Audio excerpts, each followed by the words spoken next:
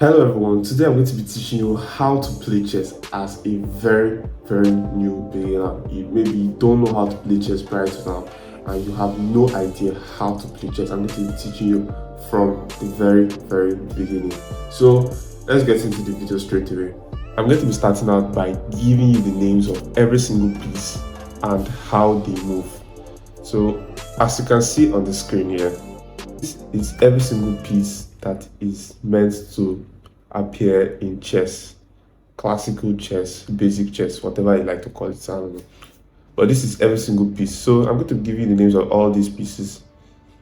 This first row from here to here, they are called the pawns. So they move one step, they move two steps. If a pawn, okay, moves two steps, they can only move one step, one step, one step till the game is over. They can decide to move one step at the beginning or two steps at the beginning. And every single pawn moves the same way, like there is no difference. Every single pawn moves the same way. And now, if a pawn wants to claim another pawn, it can only claim it sideways. It can take left like this, and it can take right. So left and right. So this is left, this is right. So I'm just going to show you a basic example of how they move. So I'm playing against the bot here, and as you can see, it has moved this pawn twice. So I'm just going to move this pawn once to show you how the pawn moves. So I've not yet taught you how the knight moves, so I'm going to take this back. I'm going to take this back. I'm going to push my pawn 2 times. So as you can see, the pawn has taken back. That shows you that the pawn can take sideways. I'm going to take it back and I'm going to show you again. It takes sideways. So I can also take if my pawn moves here. So I'm going to show you, for example, it takes, then I can take here. So as you can see, pawns take sideways, but they move forward. So let's move into the next piece. As you can see, some of the pieces here look quite the same. I'm going to show you how they all move. So this is the rook, this is the knight, this is the bishop, this is the king, no, this is the queen, this is the king, this is the bishop again, this is the knight again, and this is the rook. So every single one of these pieces have the way they move. But as you can see, the knight appears twice, the bishop appears twice, and the rook appears twice. So they both move the same way. So I'm going to show you how each one of these pieces move. So I'm just going to show you, move the pawn here. And now I'm going to start with the bishop. The bishop moves diagonally, like this. Okay, that's a bad arrow. Like this. It can move as far as there is space. As you can see, this is the limit to where this particular bishop can go. Now, if there is space here, the bishop can also move here. And unlike the pawns, the bishop can move back. So if I move this bishop, let's move it here, it can move back. So it can move here. It can also move here, and it can move back. So that is basically how the bishop moves. So I'm going to show you how the knight moves. I'm going to take this back. Now, the knight is a very tricky piece. It's one of the most difficult pieces to understand in the game. So I bring out my pawn again. The knight necessarily doesn't really need to have space to be able to move. So I'm going to show you right now. This is how the knight moves. So the knight moves like this. How I used to know how the knight moves is by an L shape. So the knight moves L. So it can move 1, 2 at a turn, and 1, 2 at a turn, like this. It can also move 1 and like this. As you can see, it can move like this. So like this. So I'm going to bring the knight out to show you. So I can bring it here. It moves. So it can move like this.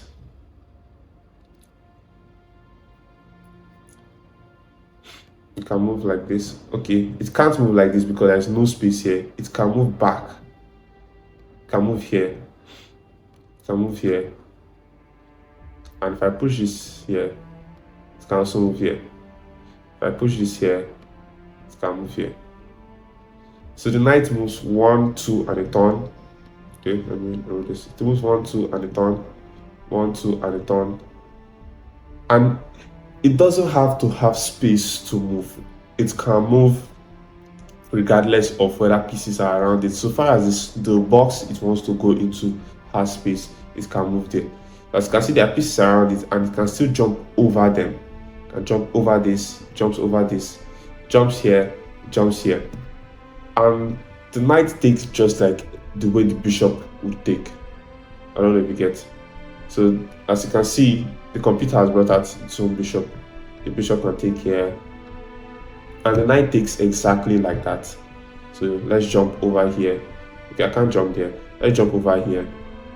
And as you can see, I can take this pawn over here. So I move it here and I take. And the pawn takes me back. So you can see that pawns take sideways, just like that. So that is basically how the knight moves. The next piece we're going to be talking about is the rook. So now, how does the rook move? The rook is basically just like the bishop, but it moves up, down, left, right. You get me? Up, down, left, right. So it's so easy to learn.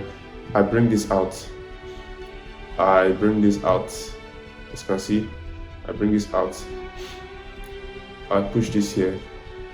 So this is how the bishop moves. Left, right. So I push this bishop up here. It can move here. It can move here. It can move here. It can move here. It can move here. So the bishop, the rook basically moves up, down, left, right, just like that. Let me draw some arrows so I can see. So you can move here. It doesn't jump over pieces like the knight. It can move here, it can move here, and that's it. It doesn't jump over pieces, but it can move so far as there is space in front of it, by the left of it, by the right of it, behind it. However, it can move anyhow. So that's basically it. And let me show you how the rook captures. Just like every other piece except the pawn, captures the way it moves. And just so you know, the rook by the pieces by the left move exactly how the pieces by the right move.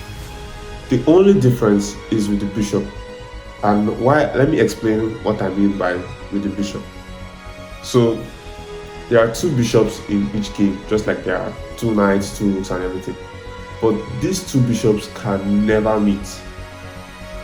Like this.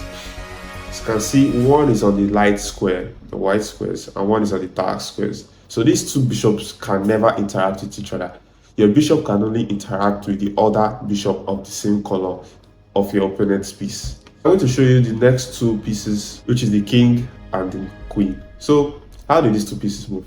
I'm going to start with the queen. So I'm going to bring this out. The queen is basically the most powerful piece you have on the board, and it can move any direction. I'm serious, it can move any direction, except it cannot move like the knight, obviously, but it can move front, it can move back, it can move left, it can move right, it can move sideways, just like the bishop. So it's basically a combination between your bishop and your rook. So I'm going to show you how it moves. So I bring this out here. As you can see, once I touch, it shows me so many. It can move here. Okay, not there. It can move here. It can move here. It can move here. Can move here, can move here. So far as there's space, it can move. It's so versatile. It can move anywhere, and it's your most powerful piece, and you have to protect it. Guys, need to take this. This is a beginner's board, so this, it can move anywhere. It is so powerful, and you have to play with the queen very carefully. If not, you're going to get destroyed actually. I'm serious. So the queen is the most powerful. It can move anywhere. Simple, straightforward. I just lost my queen again. That's crazy. Okay, let's go over to the last piece, and actually the most important piece of the chessboard. It's basically the most important piece.